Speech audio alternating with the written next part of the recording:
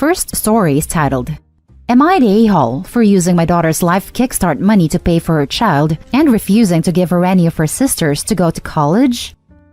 Long story short, the hubs and I have two daughters, one aged 21, one aged 18. We put $80,000 away for both of them in a life kickstarting fund. Basically a college fund, but not in one of those college funds only accounts, in case college wasn't something they wanted to do. Could be used for trade school, down payment on house, starting a business, etc.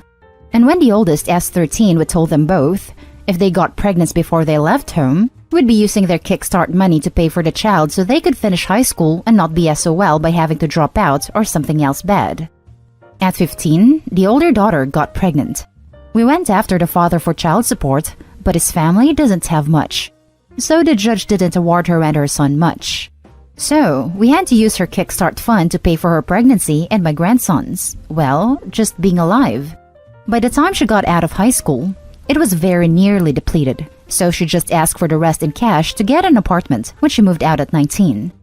My other daughter started college this year, virtually of course, but still, using her Kickstart Life Fund money of course. I guess my older daughter thought we used all of both funds to pay for her and her child, because once she found out her sister still had some, she started demanding some, so she could go to college too. When we said no, she accused us of playing favorites, and has basically gone no contact since early October. Did we mess up? Were my husband and I a-holes here?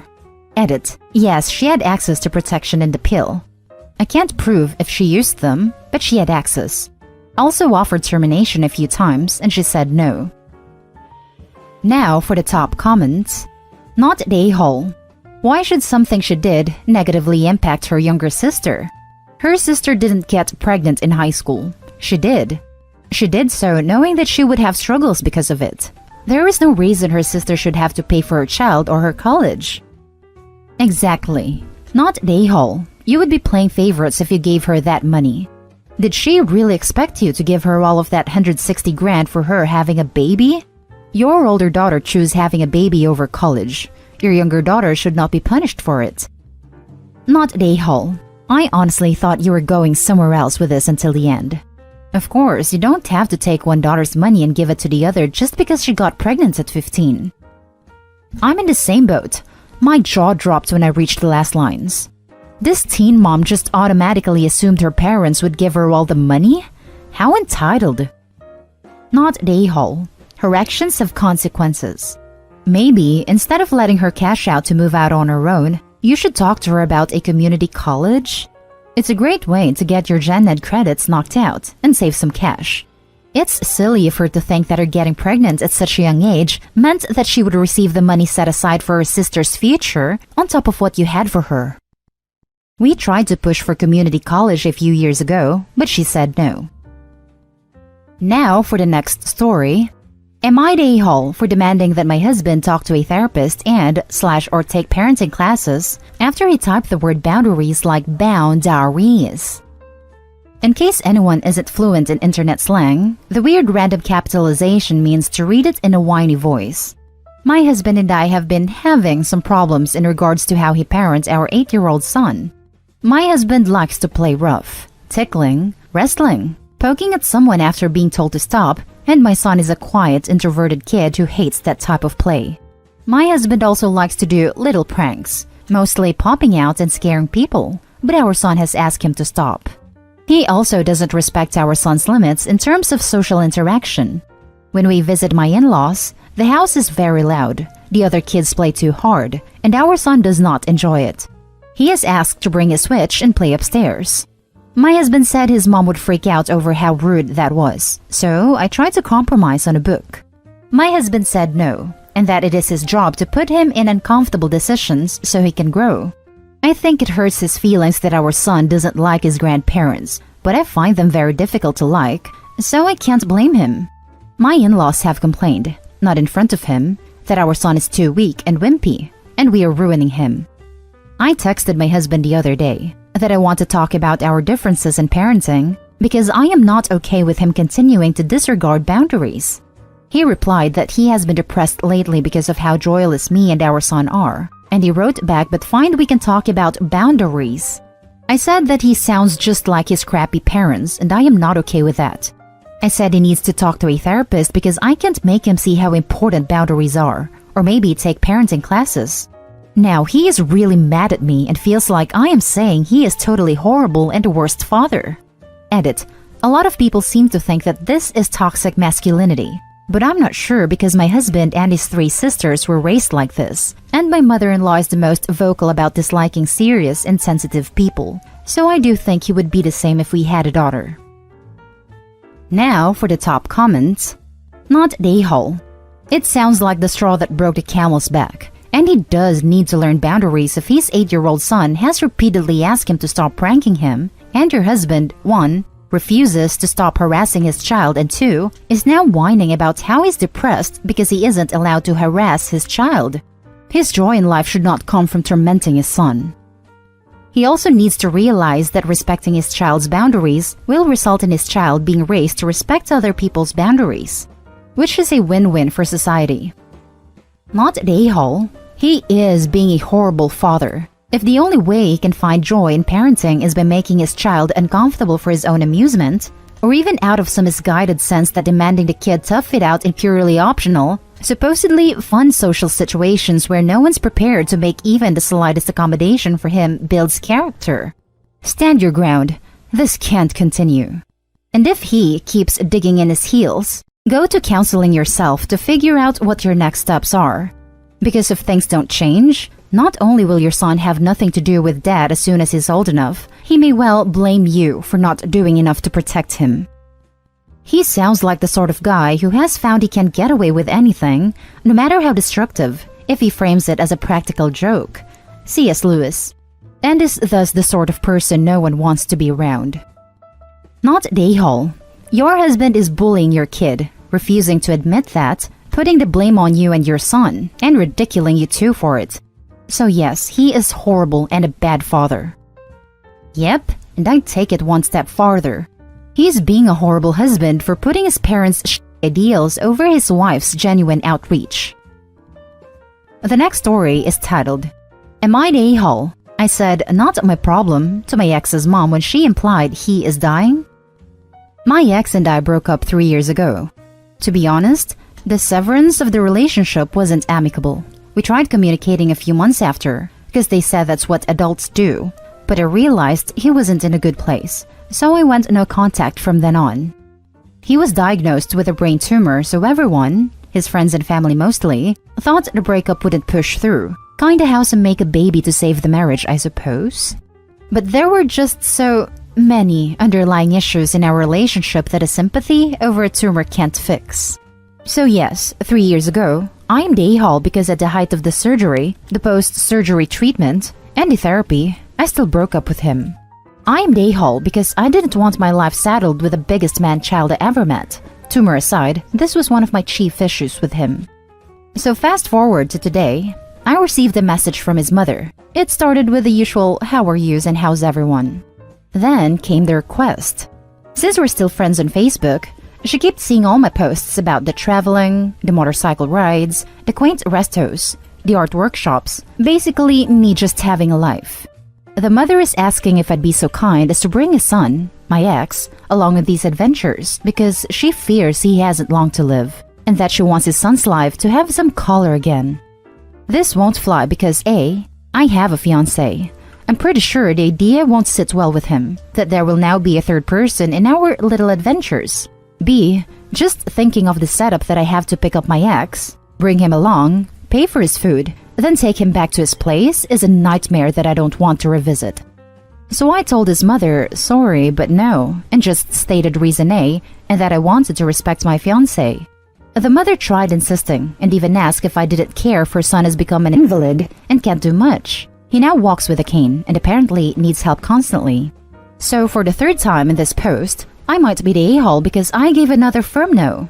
Told her it wasn't my obligation, nor my problem, to fulfill anything that's lacking in his son's life. Now I'm getting messages from his family, how I'm such a selfish witch that couldn't spare a bit for a dying person. Am I the a-hole? Edit 1. Okay, wow, I am overwhelmed with all of your responses. Thank you very much. Since many of you are asking about why I was even asked by the mom, when we were still together, I usually paid for things because of the disparity in our income. I'm really awkward about money, and my dad used to tell me that I have to be understanding with matters like that. Example on dinner dates. I can't expect a person to go Dutch when they obviously can't afford their half. I guess he and his family got used to the idea too much. And yes, maybe I let them at some point. I resented the fact that they seemed to have a thing for fancy stuff. Like the mom was asking for an insanely expensive bag for her birthday, one that I never even dreamed of owning. I said no to that, by the way. To summarize, perhaps because I have and shown the capacity to provide and also the means to move, he would always want that I drive him around, pick him up from his house, and when the date's over, drop him off. I can only assume they don't have anyone within their circle who can provide such convenience. Edit 2. I'm not really 100% sure if he's already dying since the mom has a flair for the dramatic. Now for the top comments. Not an a-hole. His own mom and family can take him on these adventures if she's so concerned about it. Exactly. You shouldn't feel bad for living your own life and moving on from your ex. His mother and all the family could divide costs so they can take him on these types of trips. It isn't up to you to do that. Not an a-hole. Y'all broke up. You moved on with your life. You don't owe them anything, and it would be weird if he was there. The mom is the a-hole for trying to guilt trip you. It's a lot of money and time to do those kinds of trips. For her to expect you to be okay with it is kind of crazy. She could always take him out. Does he not have any other friends to do stuff with? Family? It's not your responsibility to make sure he lives his life. I think it's because they know I'm financially more capable than them. When we were still together, I was the one who usually paid for dinners, movies, out-of-the-country trips, etc. I also had to drive him around then since he didn't have a car and disliked public transportation. I think that's what the mom is missing since they can't do those things themselves. But yes, you are right. It takes a lot of money and time.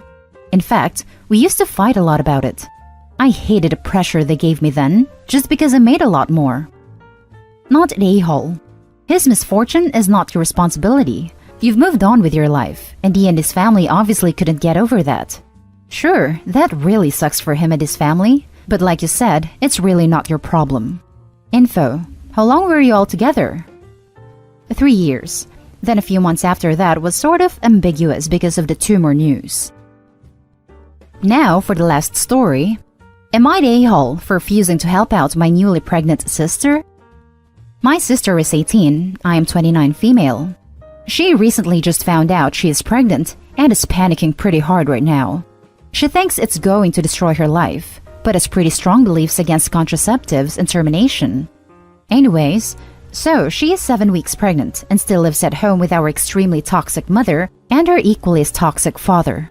She calls me for the first time in months to tell me this and then goes on to ask if she can move in with me and my family. I have a family of 4 and a home that just barely fits all of us. Originally, I told her that it would be fine, but I had stipulations. Like you have to get a job and earn your keep, and we would also have to upgrade our home in order to accommodate her and her unborn child. She flat out told me that she wouldn't get a job because she doesn't like people and being in public setting make her anxious. I told her there are programs that will not only help financially until she got on her feet, but also help her find a job to better fit her needs.